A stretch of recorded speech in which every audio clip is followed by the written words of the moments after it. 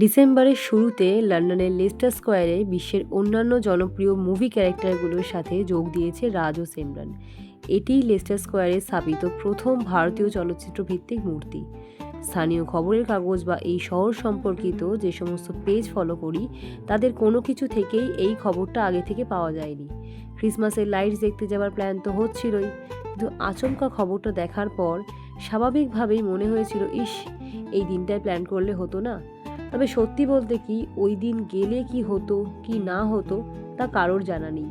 এখানে এইসব ইভেন্টের ক্ষেত্রে ব্যবস্থাপনা, নিরাপত্তা, সব কিছুর খোঁজখবর পাওয়া পুরোটাই নাগালের বাইরে। এরকম একটা খবর আগে থেকে সব জায়গায় সম্প্রচার করা হয় কিনা সেটাও বোঝা মুশকিল। তাছাড়া ছোট বাচ্চা নিয়ে কোনো জনবহুল ইভেন্ট বা কোথাও বেড়াতে যেতে হলে ছুটির দিনগুলো আমাদেরকে একটু এড়িয়েই চলতে হয়। তাই 25শে ডিসেম্বরের পরিবর্তে তার আগেই আমাদেরকে যেতে হয়েছিল।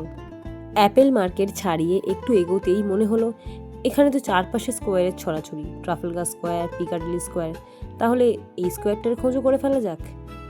খবর নিয়ে বুঝলাম রাজ সিমরানের থেকে খুব একটা দূরে নেই আমরা। ভিড় ঠেলে ধাক্কা খেতে খেতে যখন পৌঁছালাম, তখন বৃষ্টি, জল, খিদে, ক্লান্তি সব কিছুর ভারে প্রত্যেকেই একটু বিধ্বস্ত হয়ে পড়েছিল।